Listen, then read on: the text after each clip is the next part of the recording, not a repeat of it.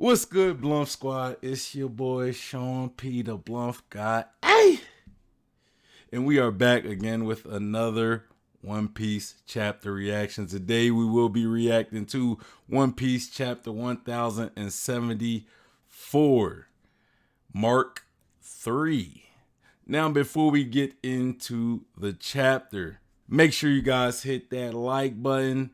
Also, subscribe, hit that bell for notifications if you want to be part of the Bluff Squad. Also, make sure you follow me on Twitch so you can catch me live and you can engage with me in real time. Follow if you want to get at me directly, make sure you follow me on Instagram, Twitter, and Facebook.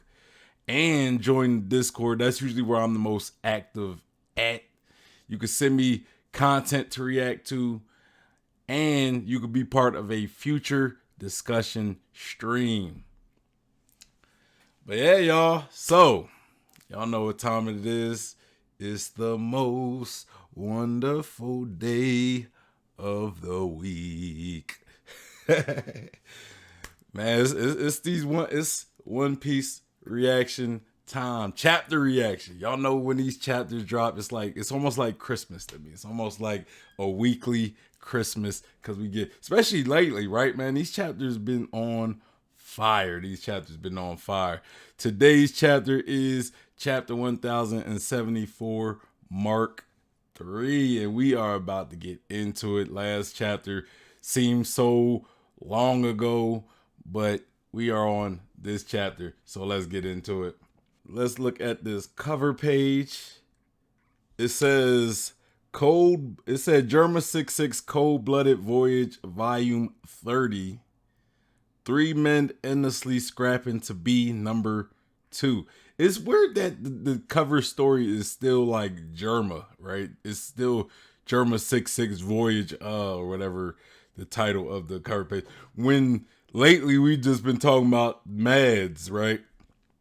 But it's still based on Germa. Like, I feel like it doesn't transition to a whole different story, even though Judge is in this cover story. So I guess it's not too far off from the whole Germa 66 storyline in the cover page. But this story, we see Caesar, Judge, and Vegapunk all fighting, right? Like Caesar's punching Judge in the face.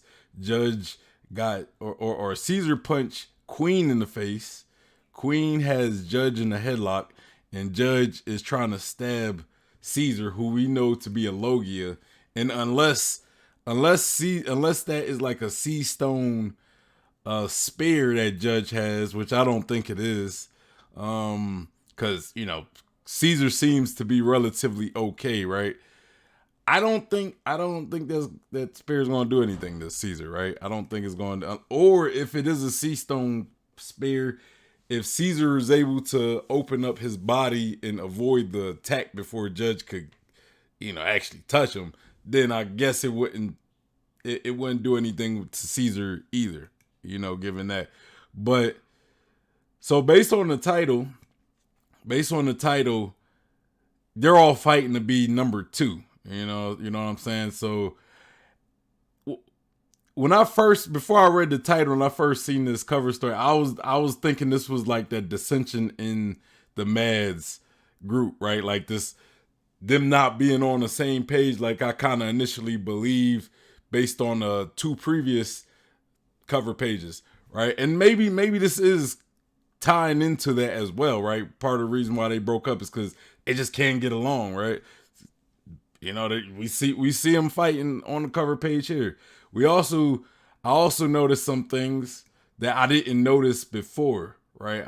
Some things I noticed about Judge and Queen specifically that I didn't notice before. We see Queen's prosthetic arm, which we never. I don't think before this cover page we actually seen his prosthetic arm. I think it even seemed almost like Queen had his normal arm, right? So I was starting to think maybe Queen lost his arm sometime after the whole Mads group, but it seemed like he lost his arm during his time with the Mads. I don't know if his arm was prosthetic in the previous cover pages, but in this one is definitely prosthetic. Also, Judge has on his whole Germa get up, right? He has you see the 6'6" belt buckle, the Germa 6'6" belt buckle. Caesar can't really tell much about with Caesar, right? You his pants maybe, I mean, but I don't think pants really. He was always probably wearing those pants. But yeah, so I noticed those two things, and that was pretty interesting. Queen's prosthetic arm and the fact that Judge has his Germa 6'6" logo and stuff on while being a mad scientist. Like I would kind of think like them as scientists, they'll be more uniformed. You know what I mean? Like they will all have the same clothing on just to show that they're united, right? But nah, they all kind of showing their individualism, especially Judge and Queen specifically. All right, so we are at the Fabrio stratum of Egghead, and we see an explosion in the background. Some of the like this tower looks broken. Like one of the towers looked like it fell over. I think, yeah, it looked like a tower done fell over. I'm assuming it's where that explosion happened. The explosion made the tower fall over. And I'm assuming this is gonna be the Seraphim's job. Like this is the Seraphim's handiwork, since they're, shooting everything up. You know what I'm saying? I could be wrong, but let's see. It says a figure blocks their way. A figure blocks whose way? That's what I'm curious. Just says a figure blocks their way. You're meant to be with the Marines, right? Why the hell is a government weapon getting in our way? So, okay.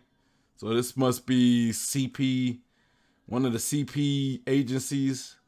Yeah. So I see some CP agents and some guys in these black suits, and one of them has like a cannon. He says, "You'll pay for hurting our men." And we see one of those pacifista, the police pacifista looking guys, and he has like liquid, like some type of liquid coming out of his hand. It almost looked like when Jinbei has I guess he extracts the water from his body, and he, when he's about to do like an attack that he's shooting like water projectiles from his hand, like, and you see Jinbei had like some liquid out of his palm.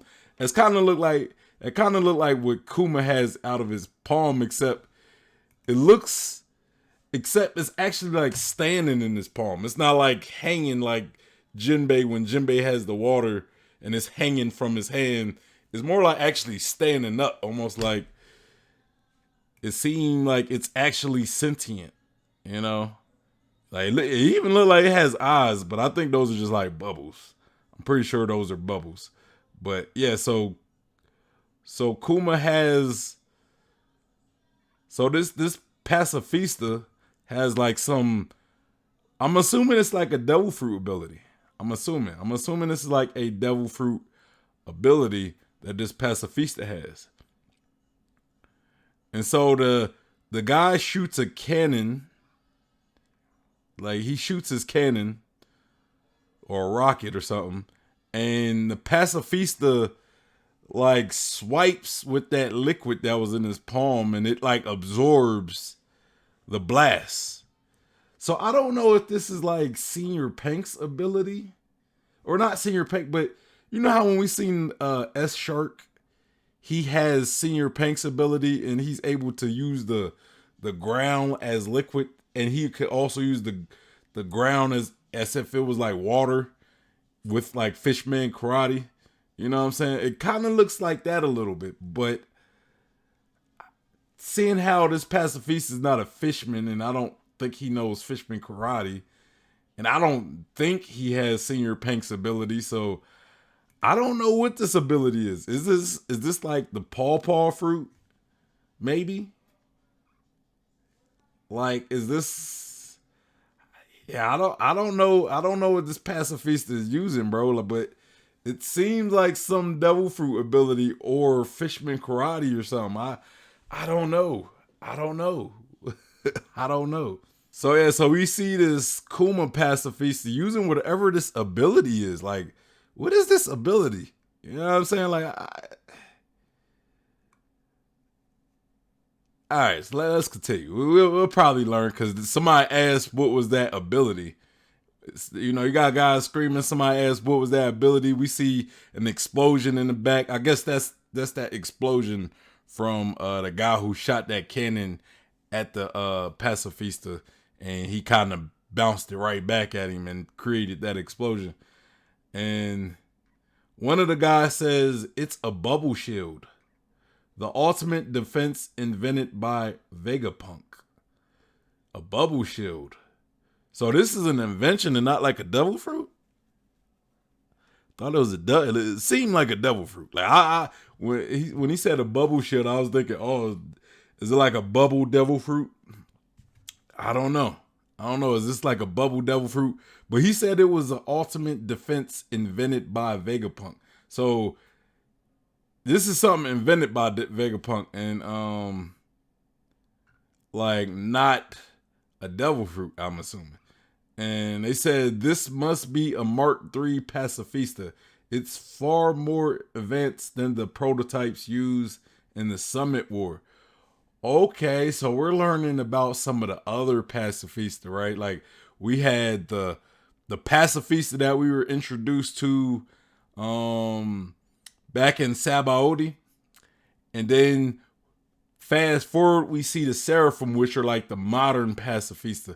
But these are like the these are like the upgraded from the original pacifista.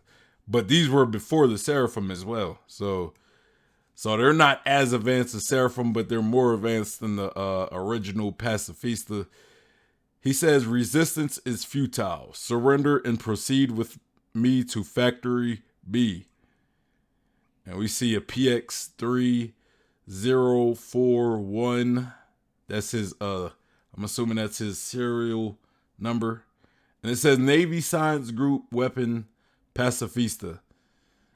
And someone says, everyone do what it says if you don't want to die. So we got these pacifista. We're learning more about the early versions of pacifista. Well, I don't want to say early versions of pacifista, but we learned about the later versions of the previous model of pacifistas, the original model of pacifistas. We learned more about the later versions. Then this is going to be the Mark III. So is there a Mark II that we learn of? I don't know, right? Because I think they were PX1s or PX0s, like the original pacifistas. I want to say they were PX. I feel like they were PX0s though. Maybe they were PX1s. I don't remember. I'm having a brain fart right now. So we had the PX1s or the Mark ones, I guess we could consider. So there must have been a Mark II, but we haven't seen a Mark II just yet. You know, maybe after creating the Mark II, maybe Mark III came super quick. You know what I mean? So maybe that's why Mark IIs became obsolete probably quick as hell, you know. The CP0 agents say, or not the CP0, I think they're like CP1 or 8 maybe, I don't know. They said, but who's controlling him? Pacifista don't act on their own like this. Well, I think Vegapunk might have programmed this one specifically to act like security, so he kind of seems like he's just doing his job, you know. And then the Mark III unit says initiating capture. And so we cut to the factory, and someone say, please don't move. And another person say, you'll aggravate your wounds. And we see, I think that's Sentomaru. He says, huff, huff. Someday off this turned out to be, or someday off this turned out to be. Someday this turned out to be, I'm assuming. Are the pacifista doing their job? And then he says, something's definitely up. And then we see Sutenmaru, he has a Denden Mushi. and he says the Frontier Dome sealed, and I can't even get a hold of Grandpa Punk. Okay, so Suitamaru is trying to contact Vegapunk, and he has all these lab assistants, like the lab workers. They're all surrounding him, trying to help him and help him recover and everything. So we get like a little flashback of Luffy saying, "You got it. I'll get him off this island no matter what." You know, Luffy in his Gear 5th transformation. And Suitamaru is looking, breathing hard. And we see the Dendemushi that Suitamaru is trying to call Vegapunk, and it's just ringing. It's just bzzz, bzzz. And oh, I get it though. I get it, because this is the playback to the last chapter. Because last chapter, Vegapunk disappeared. We don't know where Vegapunk is. Based on like the Oda boxes. Like the Oda or the narrator says Vegapunk disappeared. And now Suitamaru is trying to call Vegapunk, but he's not around. He's gone. So Vegapunk can't answer. But now I'm starting to think Vegapunk went into some like different dimension, maybe. Like when we look at the that paw, right? When we look at the paw, that the paw bubble that Kuma left behind in that lab that Jory Bonnie was talking about was his memories. So maybe Vegapunk and Bonnie have been teleported to like Kuma's memories or something. Like their essence or their being has been teleported to Kuma's memories. You know, because if he was anywhere, if he was like in a different location in the world or something, I would think that you can still call him. I would think that you could still call him on a Dendemushi. So if Suitamaru is trying to call Vegapunk, but Vegapunk's not answering, and we know Vegapunk disappeared, is it because he's somewhere that you can't really interact with him in the physical world? Like, is he somewhere outside of the physical world, right?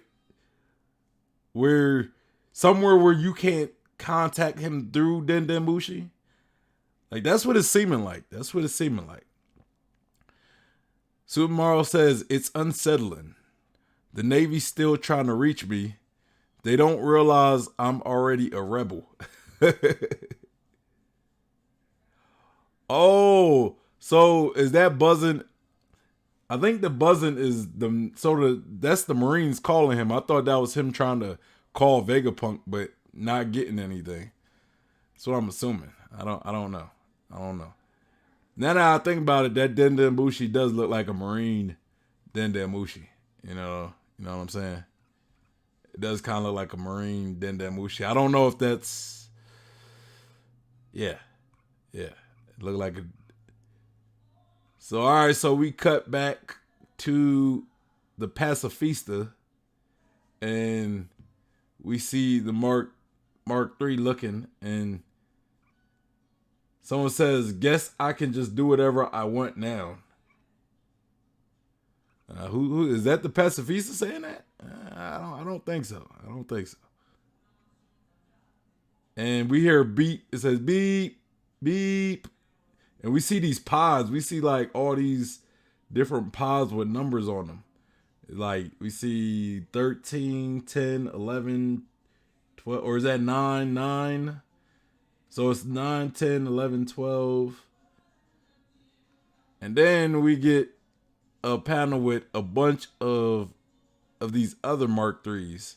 And someone says all 50 Mark III units stand ready to deploy. Oh, they about to drop. They bringing out the big guns right now, bro. They bringing out the big guns. We get the Mark III units. We getting 50 of them things. 50 of them things is coming out. They about to drop them things, go take on. And And we still got Kizaru in Saturn, you know, J Saint J Garcia, Saturn with Kizaru still coming up. They still pulling up to Egghead. So the world government, they got their guys coming. You know, even though CP0 is already dispatched of, so you know they lost a few of their manpower, right? But Vegapunk about to drop some of these pacifista. So I'm thinking Kizaru and Saturn, they're going to have to take control of the Seraphim at the very least, just to kind of even the odds out a little bit. You know what I'm saying? They got to even the odds by getting control of the Seraphim. Unless Saturn is just that big of a powerhouse, though. Because we don't even know what Saturn looking like. We don't even know how he fight. You know, he could be super powerful. You know what I'm saying? Like, he could be beyond, or not beyond, but he could be like at least as strong as like Gear 5th Luffy. You know what I mean? And the fact that he's named off of a planet, kind of like ancient weapons are named off of, well, they're not named off of planets. They're named off of the Romanized version of the Greek gods, right? But the Roman gods are named after planets as well. So Saturn is a Roman god, right? So I think Saturn is Zeus, right? Saturn would be Zeus. Or no, Jupiter is Zeus. Saturn is, I don't remember who Saturn is, but Saturn is one of the Greek gods. Or one of those gods. I don't remember. So Sentomaru commands the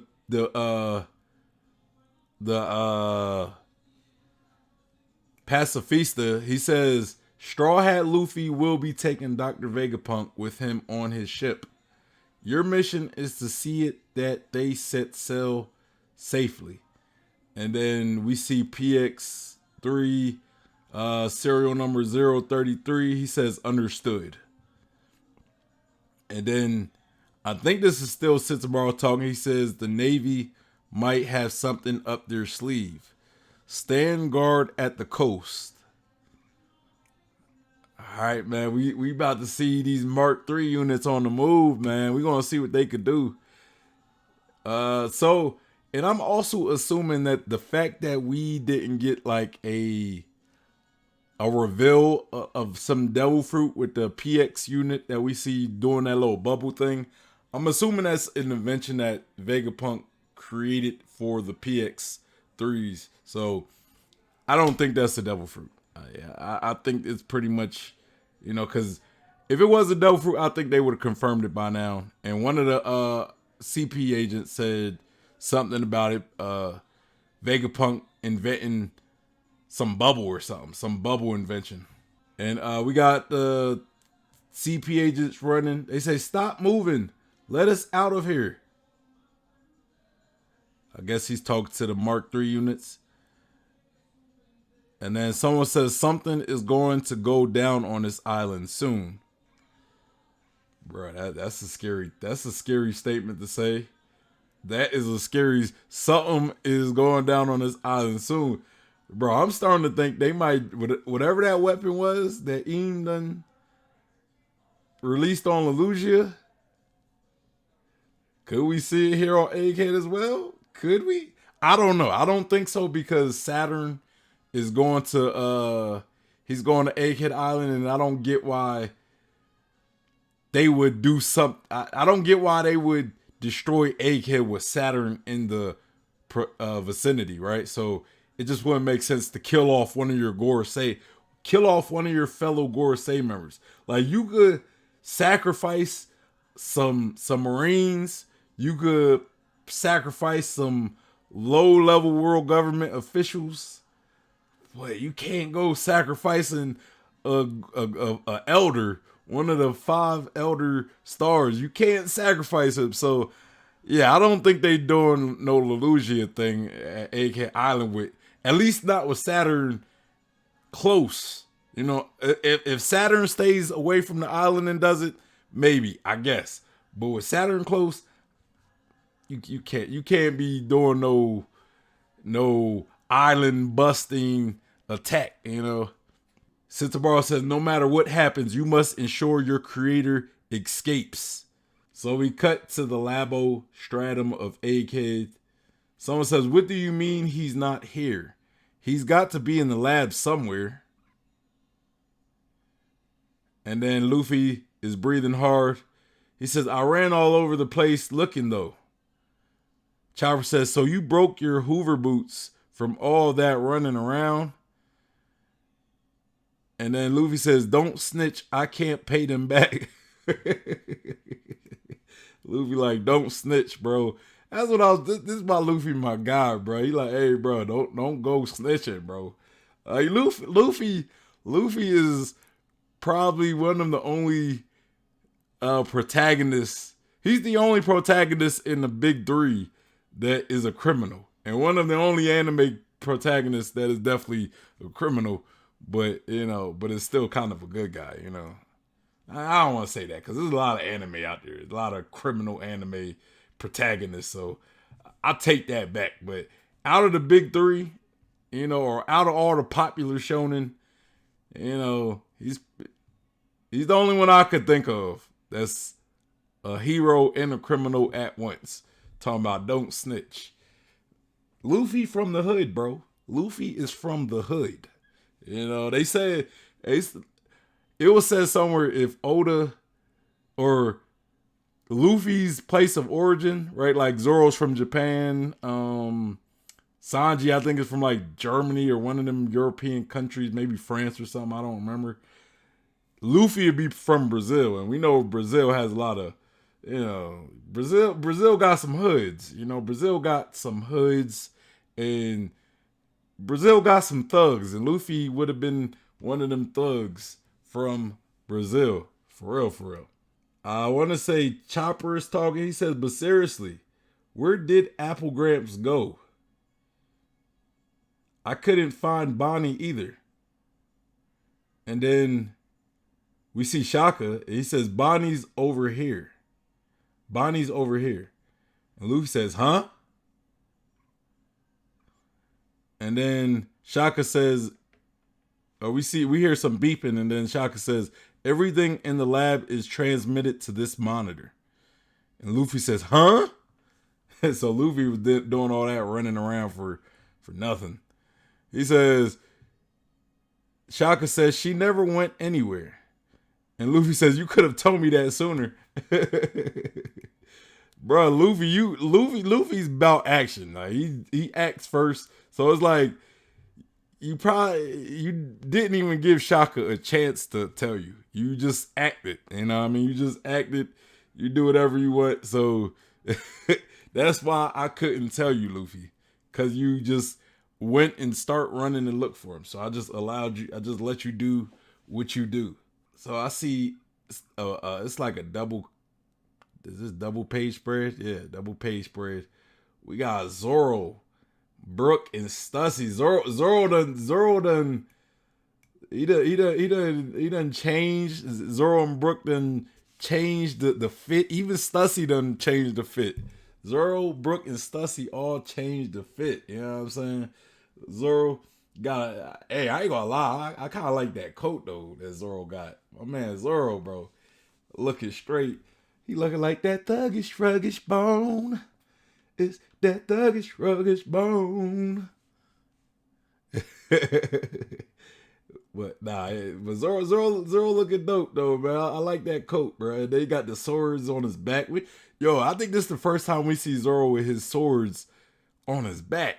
Come on now. I don't know if he could do that quick draw like he be doing, you know, when he just bring them swords out like that. Now he gotta bring the swords out like this. So but Zoro got his swords on his back. Brooks fit look a little weird.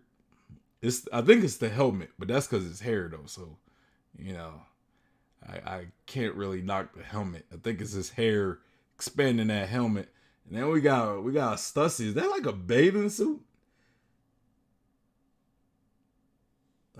Is that a bathing suit? Nah, it's not a bathing suit.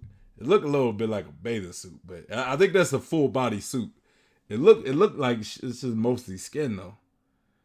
But I kind of see the separation from the suit from her skin, so I think it is a full body suit. And Brooke says, this place is simply marvelous. They have everything. The future is now. And then Zoro says, I thought we were leaving.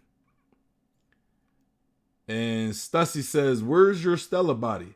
Did something happen? And Shaka says, yes, we have a couple of issues. Just keep calm and listen.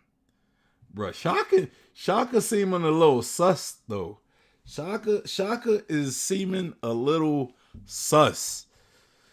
I don't know why. This is something about like how Shaka's been, you know. I don't know. Maybe I'm tripping. But he seems a little sus. In my opinion. But so we got all the Vegapunks, all the Straw Hats. Even what's her name? What was the big Vegapunk?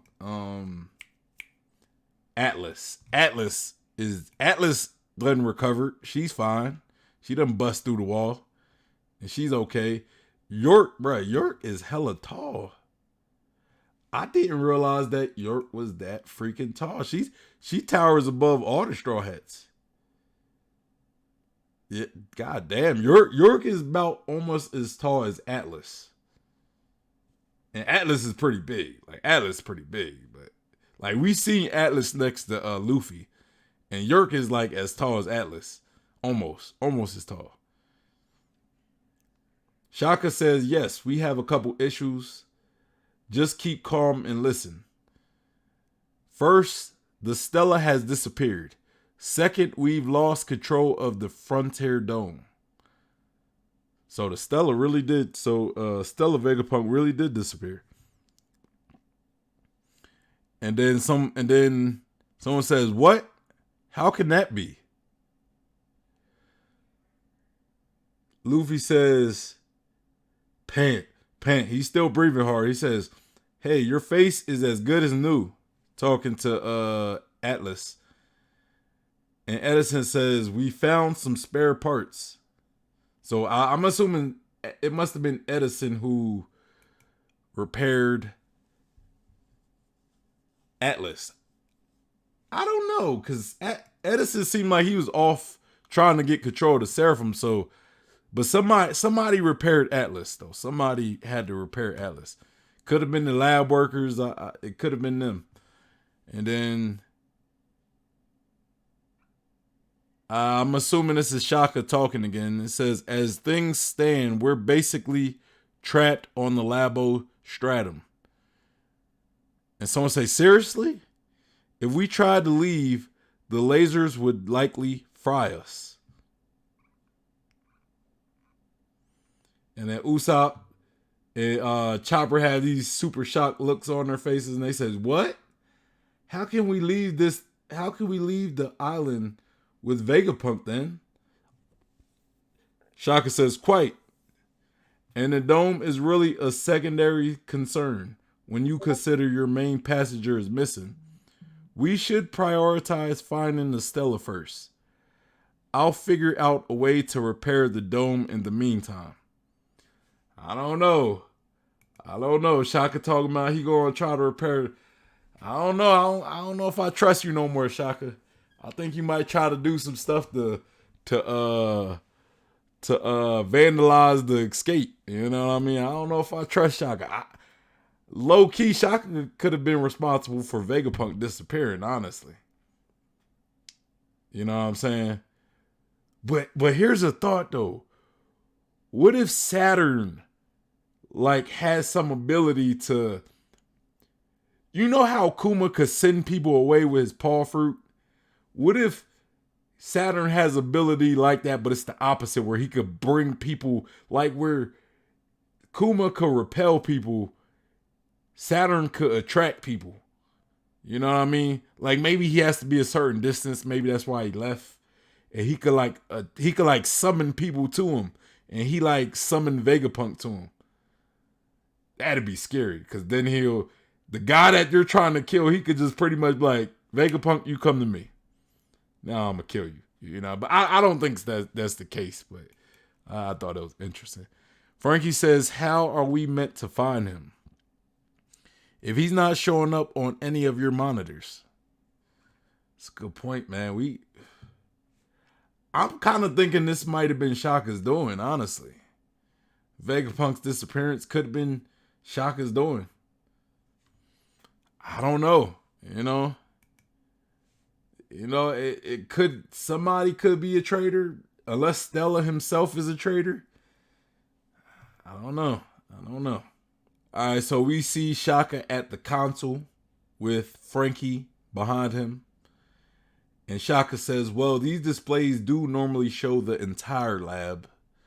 But that Seraphim rampage just now must have incapacitated some of the baby monitor snails. Or maybe they were just knocked out of position. I'm having our workers and the other satellites search for him. And he says he might have passed out in a blind spot. We see Robin and Nami listening in with Sanji obsessing over Stussy in the background. And then we get someone talking over like the intercom or over like some communications, and they say, Shaka, it's Pythagoras. 3rd floor of C Tower seems empty. And then Shaka says, I see. The next try. And Nami says, the sooner we find him, the sooner we could set sail. Let's go search. And then Brooke says, I'll join you. And then Nami says, for treasure too. bro, Nami seeing them dollar signs in her eyes, boy. Nami is seeing them dollar signs. And then we see Stussy. Stussy says, I'll also take a look around. I'm worried. Oh, that's sweet. Stussy really cares for Vegapunk. She done betrayed, she is a clone, but she done betrayed the world government just because Vegapunk gave that order. And now she's worried about Vegapunk's well-being. Bruh, she cares for Vegapunk. That's dope.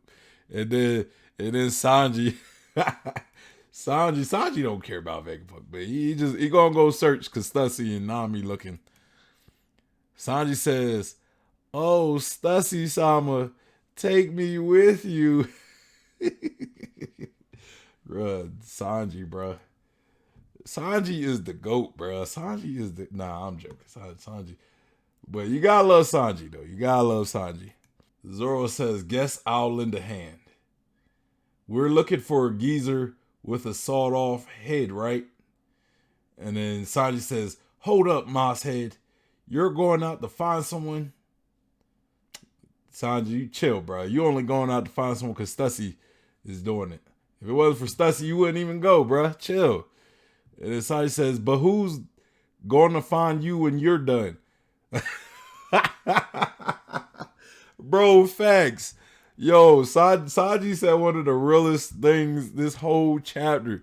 Who is going to look for Zoro if he... Nah, Zoro gotta stay, bro. Zoro gotta stay, bro. Zoro's not doing no searching. Because if Zoro goes, we gotta look for Zoro now. Zoro gonna end up Zoro gonna go end up in the Tokyo Revengers anime if he goes out, bro. He gonna end up in some other anime if Zoro leaves. You keep Zoro there. That's more headache right there. You let Zoro go out. And then Chopper says, he's right, Zoro. You stay, bro. I'm glad y'all on the same page with this. And even Robin see the light. Robin says, just be a deer and wait, okay? They not having it with Zoro today. I love it. They not having it with Zoro today, bro. Nah. Zoro gonna be a headache. I'm glad they stopping Zoro. They need to do that. And So we got Zoro chilling on the couch with his swords. Luffy chilling on the couch, tired. Luffy's still tired, bro. He been tired this whole time. I'm assuming Luffy's tired because of Gear 5 and then all that running around looking for Punk. Cause just running around the lab to look for Vegapunk, that's not enough to make Luffy tired. Like Luffy got like an abundance of stamina. So I'm assuming Gear 5th, that toe that Gear 5th put on him, is why Luffy is still tired. But yeah, we see Zoro and Luffy chilling on the couch. We also see Lucci and Kaku on the floor. I like how Oda did that though, because we got Luffy and Zoro on the couch. Then where Luffy is, we got Rob Lucci under him, and then where Zoro is, we got Kaku under him, just to kind of show like that's their little rivalry, their little rivals. And Zoro says, "Man, what a damn pain. Well, they're just forming a search party, so I guess they'll be fine." And then he says, "Anyway, you must have been running all out." And Luffy's like, "Huff, huff. I always go all out for everything. Can't believe we bumped into these guys again." And then they said, "Takes me back to Water 7. I wonder how Ice Boss is doing." Ice Boss. Aokiji? So Luffy is thinking about Aokiji. Oh, no. He's not. It's not Aokiji. Iceberg. That's who he's thinking about. I forgot about Iceberg. God damn. You know, I'm like, why would Luffy be concerned with Aokiji's doing? That don't make sense. But I forgot that Iceberg, Water 7, Iceberg. Cause I remember that Aokiji was at Water 7 and Aokiji's ability is ice. So I'm thinking like he's talking about Aokiji. But they're like, nah, Iceberg. Cause he was the boss of Galley La and at Water 7, and Luffy actually likes Iceberg as well. So we cut to the lab interior, the paw room, and then we get kind of a flashback of Vegapunk, like this kid Vegapunk saying, "Bonnie, don't touch that.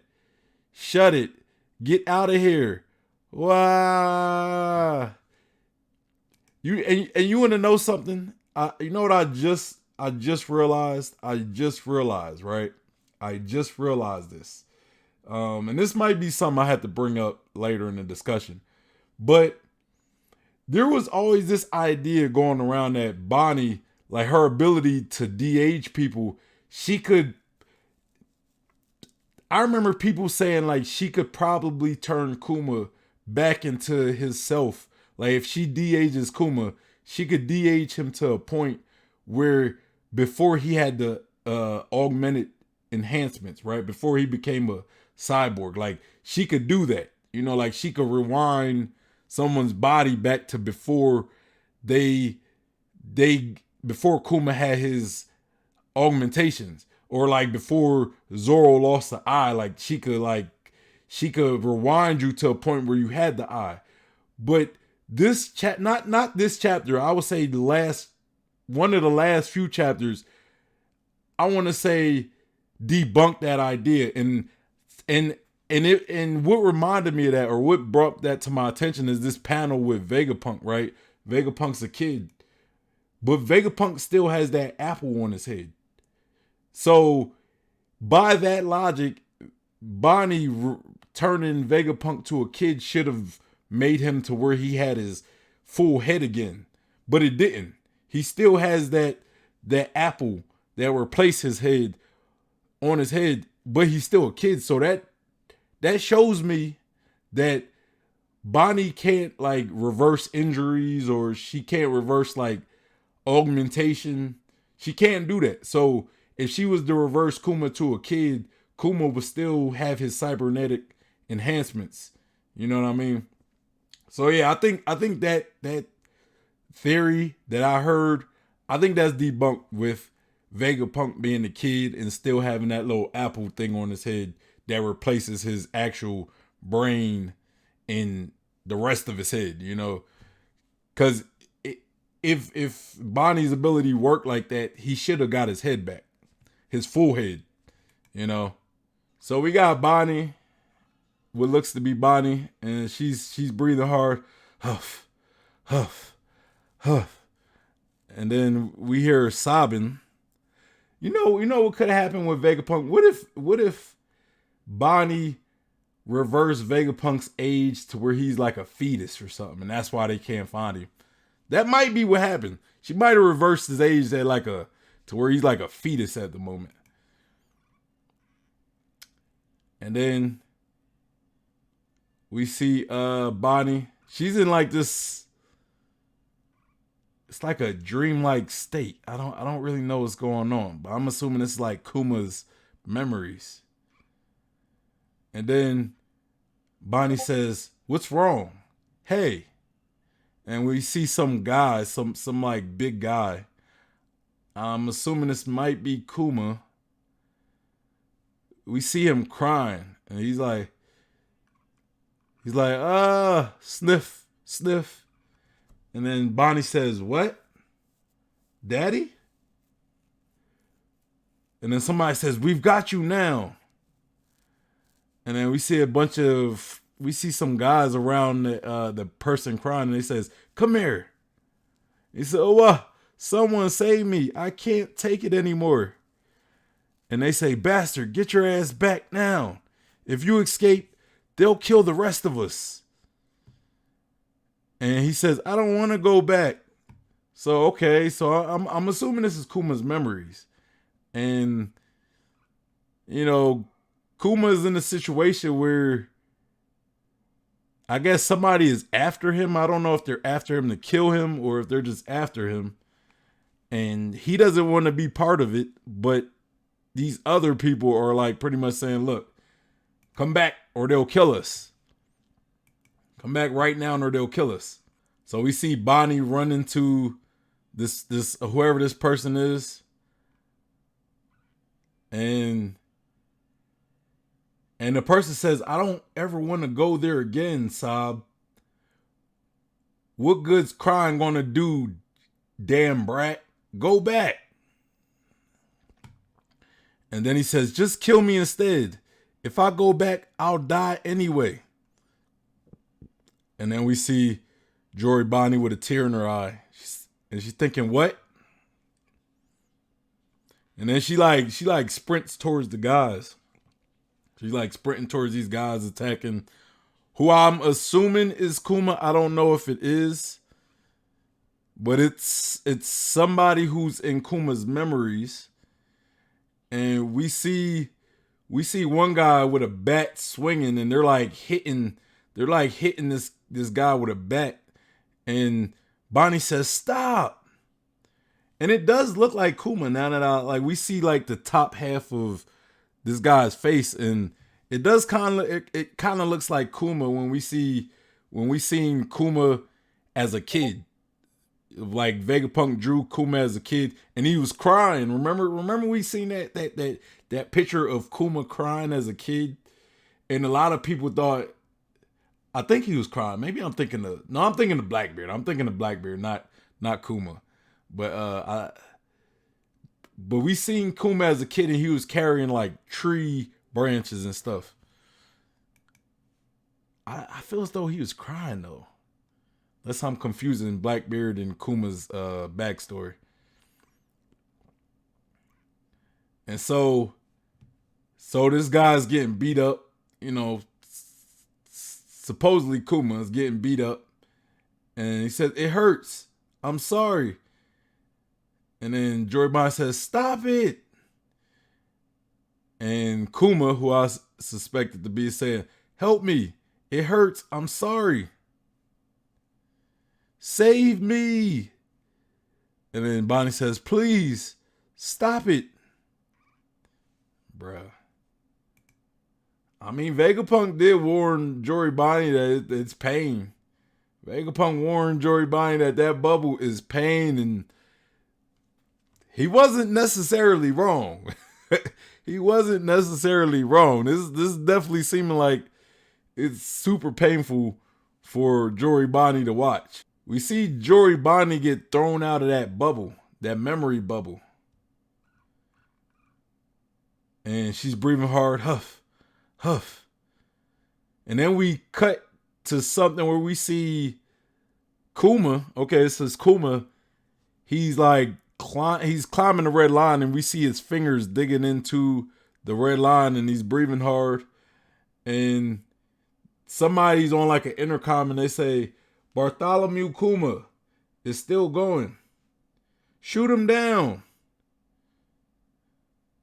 And then we cut back to Jory Bonnie, who's breathing hard. She's got tears in her eyes. Bro, this chapter is a little emotional right now, man. There's some emotional stuff going on right now. It's definitely emotional. So Jory Bonnie's sitting on the floor crying. And he says, I couldn't take it. All in, my resolve wasn't strong enough. But if I stay ignorant, I'll never be able to understand. Right, Dad? Bruh. Yeah, we gotta get these. We gotta get these answers, bro. We gotta get these answers. What happened with Kuma? What was going down with Kuma? You know, because we got the guy getting assaulted by these other people. I'm assuming that was Kuma. It kind of looked like Kuma as a child, based on the picture that we seen of Kuma as a child. So, what was going on? Why was he like what? Who wanted him, and what did they want him for? You know, where it's like celestial dragons. Because I think there was a panel in that little flashback where there was a silhouette of a guy who had like a hairstyle that kind of looked like a celestial dragon's hairstyle. So I don't know. And then we cut to the lab and we see Pythagoras walking. He says, wow, they really totaled the place, even though they were born here. Pythagoras looking a little sus right now. But okay, he's just looking for Stella. He's looking for Stella, like everybody else is. Pythagoras, there's a clink that goes on behind Pythagoras, and he says, Stella, where the blazes did you get to? He says, and it clinks again, and then we see an explosion. Traitor? Is there a traitor? Did they just kill Pythagoras? Did Pythagoras just get killed or attacked at least? Like, I don't know if he's dead, but did Pythagoras just get killed? Because something was clearly behind Pythagoras, and then we see an explosion. Just saying. Okay, so we cut to Big News Morgan's airship, right? And he said, "Cool, ha ha ha ha, get a load of this." And he says, an insane scoop just came in. Cool. Yo, his ship kind of looked like a magic lamp, right? Like we're like genies, where we're like, you know, like you ever watch Aladdin where they had that lamp where you rub it and then the genie comes out. That's kind of reminds me what Big News Morgan ship looks like. And we see Big News Morgan slam the Dendemushi. It says gotcha. And Big News Morgan says the world government intends to assassinate the beloved Dr. Vegapunk. They plan to kill the world's greatest genius. It'll take Ohara all over again. But they've miscalculated this time. The good doctor is far too popular for this to fly. He's loved as the man that develops the energy to light up towns the world over. You know what I'm starting to think who could have took Vegapunk? Augur. Van Augur. or the Blackbeard Pirates potentially. They got the means to do it, right? Maybe Van Auger done teleported. Hey, Vegapunk, what's cracking? You coming with me? Maybe Laffy went to Egghead. Hey, Vegapunk, you coming with me? Like maybe Laffy took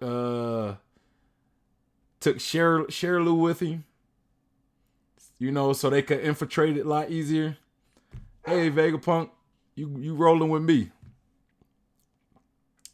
Just saying, I don't know. You know, it seems like Blackbeard has been he's been collecting people, right? The man got Gecko Moria. He got Kobe. He might end up having Law. He might have Vegapunk. Bruh, Vegapunk is out here like he like trying to collect the Infinity Stones for something. He treating people like Infinity Stones, and Blackbeard out here like Thanos. I'm telling you. Blackbeard, I think, is a candidate of who took Vegapunk or where did Vegapunk go. I think he might be an explanation. I'm just saying. Yeah. But back to Big News Morgans, you know. Big News Morgan said, fortunately, guess who else happens to be on the scene? And then we see a wanted poster of Monkey D. Luffy in his Gear 5th form. And he says, this guy. And then Morgan says, so let's make the headline Navy skirmish at Egghead. Emperor Straw Hat Luffy takes Vegapunk hostage. Oh, man. Come on, you can't do that, bro. You gonna make Luffy look like the bad guy. Talking about Luffy takes Emperor Straw Hat Luffy takes Vegapunk hostage. Wow. That is a clickbaity ass title though. And then one of the workers, one of the employees said, I'm sure the government will appreciate that spin. Go collect their contribution. Or okay, that was Morgan's talking, and then the other guy say yes, or his employee says yes. That's outrageous. Okay, so I get why Big News Morgans did that. He did that just to kind of make sure the world government is satisfied, and they're not like they don't go bothering him that he spun the story to make the world government look like the bad guys. You know, he had to still kind of play the game with the world government. So he's still making Luffy look like the villain in this, but you know, he kind of there with Luffy though. He's probably rooting for Luffy though, but he gotta try to stay clear of the world government's eye. You know. All right, so we see Vivi with Wapol. And yes, if you're watching this, yes, this is a big moment I can't be excited for because I was just spoiled on it. Vivi says, Luffy-san would never do something like that. The Economic Journal is such a rag. And we got Wapol. He says, hey, keep your voice down. What if there's a wiretap Snell around here? The government will erase us. We see some people in the back. One of them kind of look like he could be like a government agent. I don't know though. Are they?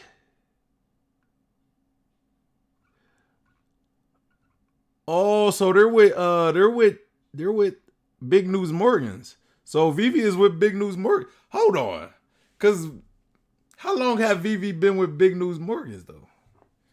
Hold on, let me finish this. Let me finish this page. One of the girls in the background says she actually borrowed my clothes. I'm never washing them again. She's like a Vivi fangirl. And we get King of Evil Black Drum Wapol, Princess of Alabasta Nefertari Vivi. And so Vivi's with Wapol. So Vivi must have left with Wapol. That's weird. That's weird that she would leave with Wapol. You know, Wapol of all people. Wapol would seem like he would try to kidnap Vivi. Maybe he did try to kidnap Vivi, but Vivi being Vivi, she probably was like, whatever. You know, it don't even matter. It don't matter that you kidnapped me. You ain't gonna tell me what to do. I'm the boss here. Wapol ended up getting overthrown in his kidnapping. He got overthrown in his like you kidnap somebody now and they like running the operation. The person you kidnapped is now running the whole operation. And then Vivi says, besides Morg-Chan took us in, don't be rude. Or Wapol said that. Morgan took them in, so is Wapol an enemy of the world government now? Since he seems like he's in hiding with Vivi? Okay. And then Big News Morgan says, big talk for a girl who was bawling her eyes out yesterday. Don't look down on me or tell me how to do my job. My words can shape the world. Besides, news isn't about fact or fiction. It's about entertainment. And then it says how information flies.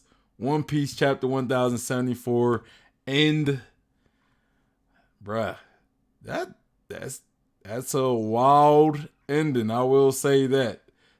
Vivi and Wapol. To recap this page or this chapter, we got the cover story where we got the mad scientist Caesar, Judge, and Caesar, Judge, and Queen each fighting each other. And it says they're fighting to be number 2 scientists after Vegapunk, of course. And it kind of plays to this idea where I think there's like maybe Mads just didn't get along. You know, maybe they all had different ideas of what they wanted the world to be, like different ideas of what they wanted the world to look like, right? To me, Vegapunk's ideal world is more of a peaceful world. Queen, Caesar, and Judge all seem like they're more about like war. You know what I mean? Where we got Caesar creating devil fruits, you know, devil fruits that could be used for war purposes possibly. We got Queen creating bio weapons. We got Judge creating weapons, like normal weapons, like weapons of mass destruction possibly. So they all seem like they have their own image of what kind of world they want. Where Vegapunks is more of a peaceful, but the other scientists are more destructive in war. Caesar is questionable because devil fruits don't necessarily have to be used for violence, but a lot of times they are for fighting purposes, right? But yeah, and now we see the other 3 fighting each other, and they may not get along more for ego reasons. You know, like they all think they're better scientists than the other, right? So yeah, they just seem like they probably had differences of opinions, and that's most likely why Mads end up falling apart, because they all had different opinions, you know. And then we go to the chapter where we see the pacifistas, which we learn to be the Mark IIIs. They're fighting off all the CP's agents, and they got like this ability, which is like a bubble. It seemed like it's a devil fruit ability, but based on what one of the soldiers said, it's like Vegapunk invented something like some bubble type technology, and he installed it into the pacifista, which maybe that's just what they think though. Maybe it could still be a devil fruit. We don't know, but just based on what they said, we kind of got to go with the possibility and the likelihood that it is just something created by Vegapunk and not like devil fruit related at all. It could have been inspired by Kuma's devil fruit to a degree. Maybe Sabaody, because Sabaody has those bubbles, right? And we also know that Kuma and the pacifistas were introduced as Sabaody. right? They were all not Kuma, but the pacifistas were introduced as Sabaody. So seeing how Sabaody is like that island with all those bubbles and the technology is like some bubble type technology, it just makes me think that Oda is he's kind of doing a callback to Sabaody with this upgrade of the Mark III, right? And so eventually, Sentamaru also activates the other PXs, the PX3s or Mark IIIs, and he ordered them to go make sure that Vegapunk and the Straw Hats get off the island safely. So it's good. It's good that the Straw Hats have more help to help them get off this island, because we know who's coming. We know who's coming, and the fact that they're coming means that the Seraphim might end up having to change sides once again to the world government and work against the Straw Hats. So with the Pacifista, they could at least hold off the Seraphim long enough to potentially help the Straw Hats escape the Seraphim, the combination of the Seraphim, Kizaru, and Saturn. You know what I mean? So I think those pacifistas are going to be of great use. So we cut to the lab where they're pretty much looking for Vegapunk. Shaka saying, look, I don't see him on any of the monitors. Maybe the Seraphim knocked some of the cameras down, or the Den Den Mushi cameras, the Snell, what are they called? The Snell projectors or whatever. So maybe he's in a blind spot, because nobody can find Vegapunk. We also get a shot of all the other Vegapunks together. All the Straw Hats, Zoro and Brook have arrived with Stussy as well. And they're like, hey, let's all break apart and go find Vegapunk. The funny thing about that is Zoro was like, hey, I'm gonna go help you guys find Vegapunk. And Sanji's like, whoa, whoa, whoa, whoa, whoa, whoa, whoa, whoa. You're not doing that, because if you go out there, you're going to get lost. And then we're going to also have to find you. Bruh. Hey, Sanji ain't always the smartest person, but he is on the money with that. He hit the money on that. And then we also got, who was it? Robin and, was it Usopp or Frank? It was Robin and Chopper. Robin and Chopper was both like, yeah, Zoro, you need to stay your ass back. You need to stay back here. Chill with Luffy. All right. And so we got Luffy, Zoro. They stayed back while everybody else go look for Zoro. And they kind of reminiscing on Enies Lobby, like being at Enies Lobby in Water 7. Luffy also brings up Ice Pops or Ice Boss. That's what he says, Ice Boss. Which at first I thought like he talking about Aokiji, but I was like, no, I don't think Luffy's seen Aokiji on Water 7. Even though Aokiji was there, I don't think Luffy's seen him. Or did they see him?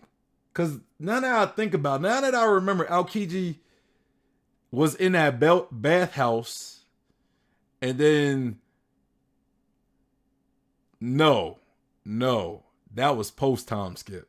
Scratch that. Yeah, I don't think the Straw Hat seen Aokiji. So, yeah. It reminded me of Iceberg. That's who Luffy was talking about. Iceberg. Ice Boss, Iceberg. Same thing, right?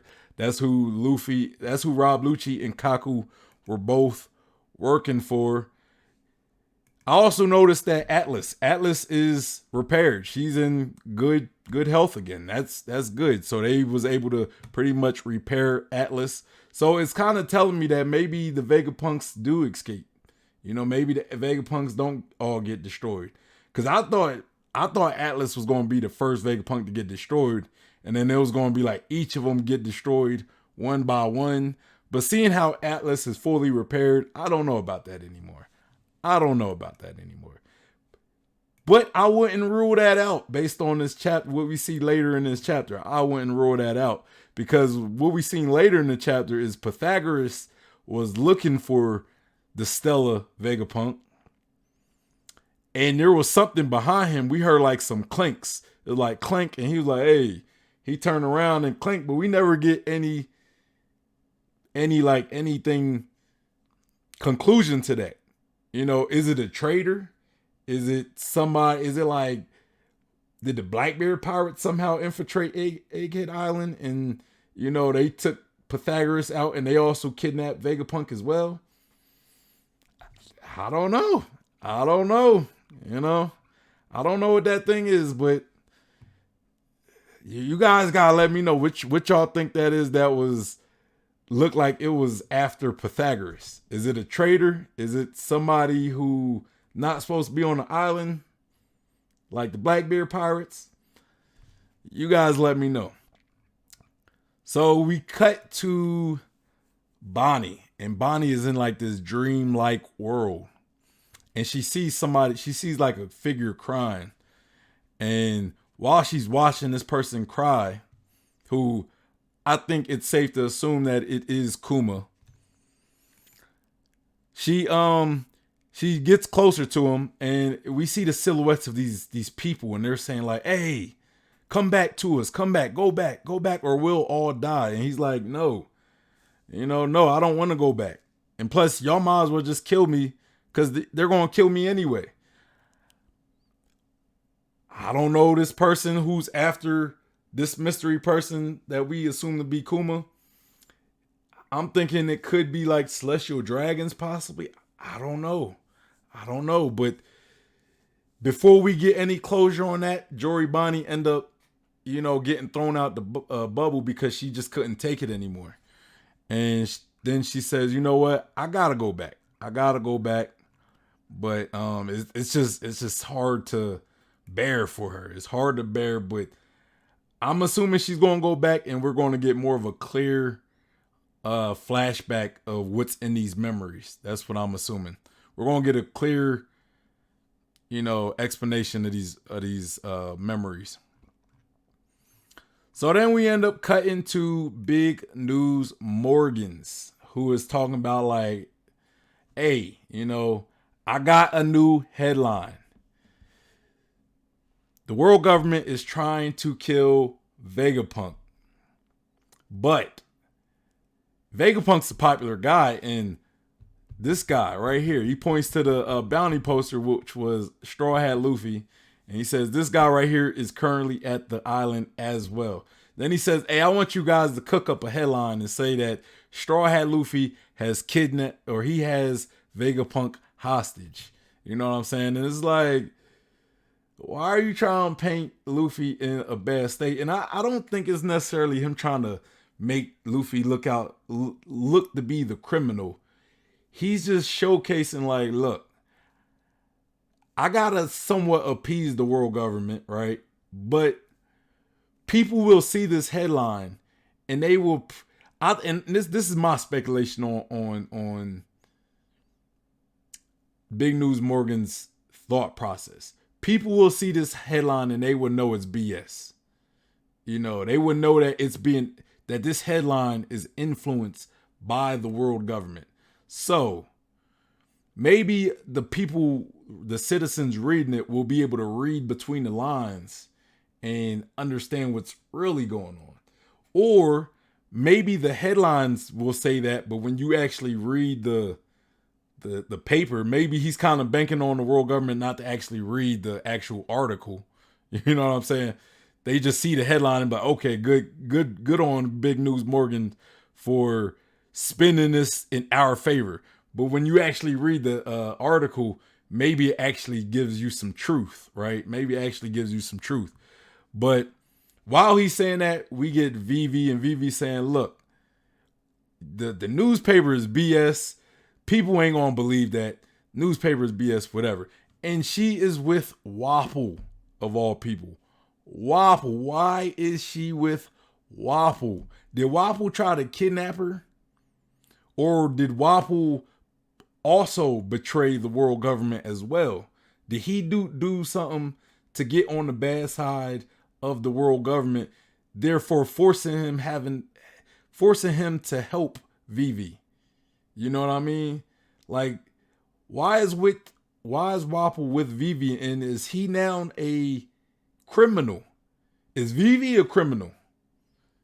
Cause Wapple even says like, hey, the government might have some wiretaps in here. Like Wapple seems like he's worried about the world government. Like he's not on the good side of the world government no more. So what does this mean? What does this mean for Wapple, right? What does this mean? Wapple, Vivi together. We at least now we know where Vivi is, at least. So that's good. Vivi is not like dead, or she's not a hostage of the world government. I know there was a speculation that we made that Vivi is a hostage of the world government and they're using her bloodline in order to use the ancient, whatever that weapon is that we seen at Lelugia. But I think now that's been debunked, you know. But yeah, that is the chapter though, guys. That is the chapter. Make sure you guys hit that like button. Also subscribe. Hit that bell for notifications. Comment down below your thoughts on this chapter. Your thoughts on my reaction. What did I get right? What did I get wrong? Let me know in the comments. Also, follow me on Twitch so you could catch me live and you can engage with me in real time. If you want to get at me directly, if you want to reach out to me directly, make sure you guys follow me on Instagram, Twitter, and Facebook, and join the Discord. I'm usually the most active in the Discord, so that's going to be the best place to get at me directly, the Discord. Also, if you want to send me content to react to, I got a channel in the Discord for that. And if you want to be part of a future discussion stream, like I do my post-chapter discussion streams. If you want to be part of a future discussion stream or any stream where I'm allowing people to join, make sure you are a part of the Discord. But anyway, y'all, it's your boy Sean P, the Blumph God. I am out of here. Peace.